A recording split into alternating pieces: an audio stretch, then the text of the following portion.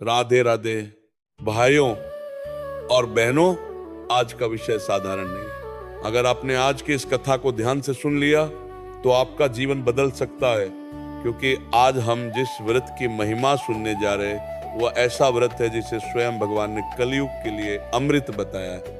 यह है आमलकी एकादशी की महिमा। वीडियो को अंत तक अवश्य सुनिए, क्योंकि अंत में मैं आपको ऐसा रहस्य बताऊंगा जिसे जानकर आप हर एकादशी का इंतजार करेंगे। भाइयों और बहनों, ये कथा सिर्फ सुनने की नहीं बल्कि अपनाने की है। हर शब्द को अपने हृदय में उतार लीजिए, क्योंकि ये व्रत आपके जीवन की दिशा बदल सकता है। भाइयों, फाल्गुन मास के शुक्ल पक्ष की एकादशी को आमल की एकादशी कहते हैं। इस दिन आंवले के वृक्ष की पूजा की जाती है। आंवला कोई साधारण वृक्ष नहीं है। शास्त्र कहते हैं इसमें स्वयं भगवान विष्णु का निवास होता है। क्यों आंवला इतना पवित्र माना गया? क्योंकि जब सृष्टि की रचना हुई तब ब्रह्मा जी के तप से जो पहला दिव्य वृक्ष प्रकट हुआ वही आंवला था, इसलिए इसे आदि वृक्ष भी कहा जाता है। ये वृक्ष सिर्फ फल नहीं देता बल्कि मोक्ष का द्वार खोलता है। हर पत्ते में भगवान का वास है, हर फल में उनकी कृपा छिपी है। अमल की एकादशी का व्रत केवल शरीर को नहीं, आत्मा को भी शुद्ध करता है। जो व्यक्ति श्रद्धा से यह व्रत करता है उसके पाप नष्ट होते हैं और मन में भक्ति जागती है। ये व्रत इतना शक्तिशाली है कि एक बार सच्चे मन से करने पर जीवन भर के पाप धुल जाते हैं और भगवान विष्णु की कृपा बरसने लगती है। अब एक कथा सुनिए, ध्यान से सुनिए।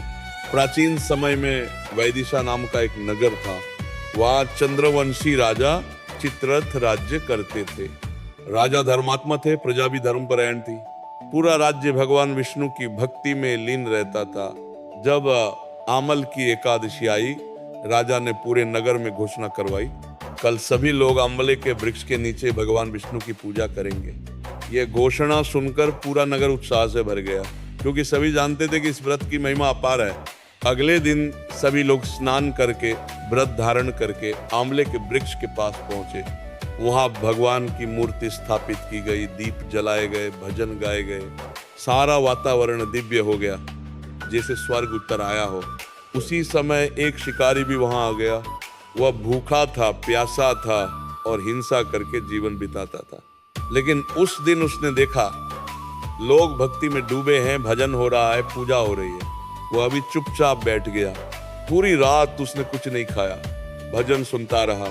भाइयों, उसने व्रत नहीं रखा था, लेकिन परिस्थितियों ने उससे व्रत करवा लिया। उसने पूजा नहीं की थी, लेकिन वातावरण ने उससे पूजा करवा दी। वह शिकारी जो कभी मंदिर नहीं जाता था, वह रात भर भगवान के नाम में डूबा रहा। रात बीती, सुबह हुई, सब लोग अपने घर चले गए। शिकारी भी चला गया। कुछ समय बाद उसकी मृत्यु हो गई। यमदूत उसे लेने आए, लेकिन तभी विष्णुदूत प्रकट हुए और बोले, यह हमारा भक्त है, इसे नहीं ले जा सकते। यमदूत बोले, ये तो पापी था, हिंसक था।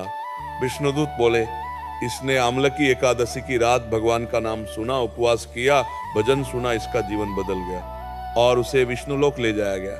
अब सोचो भाइयों, जिसने जानबूझकर व्रत नहीं किया उसे भी इतना फल मिला, तो जो श्रद्धा से व्रत करेगा उसे कितना मिलेगा?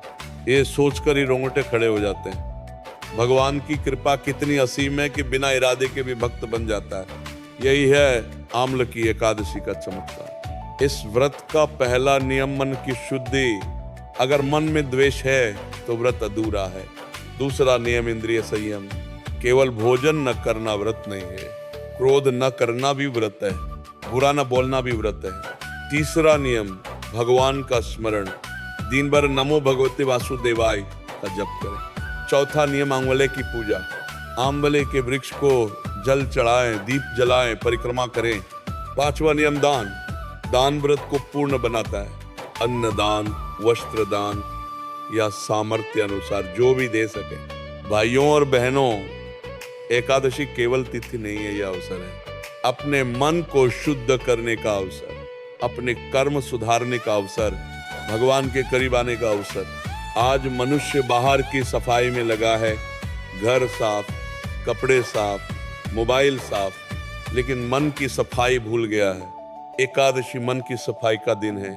अगर जीवन में शांति चाहिए, एकादशी करो। अगर घर में सुख चाहिए एकादशी करो, अगर भगवान की कृपा चाहिए एकादशी करो। ध्यान रखो, भगवान को तुम्हारा धन नहीं चाहिए, तुम्हारा भाव चाहिए। भक्ति में नियम से ज्यादा प्रेम जरूरी है। जो व्यक्ति एकादशी करता है उसके घर में दरिद्रता टिकती नहीं, क्योंकि जहां भगवान का नाम है वहां लक्ष्मी स्वयं आती है। एक बात और समझ लो, व्रत का मतलब भूखा रहना नहीं, व्रत का मतलब है भगवान के निकट रहना। आज से संकल्प लो, साल में जितनी भी एकादशी आए कम से कम आमलक की एकादशी का व्रत अवश्य करेंगे। जो लोग कहते हैं समय नहीं है, उनसे मैं कहता हूँ जिसके पास भगवान के लिए समय नहीं, उसके पास शांति के लिए भी समय नहीं होगा। भाइयों, अंत में एक गुप्त बात बताता हूँ। आमल की एकादशी की रात अगर कोई सच्चे मन से भगवान से कुछ मांग ले तो उसकी मनोकामना अवश्य पूर्ण होती है। लेकिन शर्त क्या है? मांगने से पहले भगवान को धन्यवाद दो। जो मिला है उसके लिए आभार प्रकट करो, क्योंकि कृतज्ञ हृदय पर भगवान शीघ्र प्रसन्न होते हैं। चलते चलते सब मिलकर बोलो, राधे राधे, राधे राधे। भगवान आपको सुख, शांति और भक्ति प्रदान करे। जो ये कथा सुन रहा है उसके जीवन में भगवान विष्णु की कृपा बरसे। राधे राधे।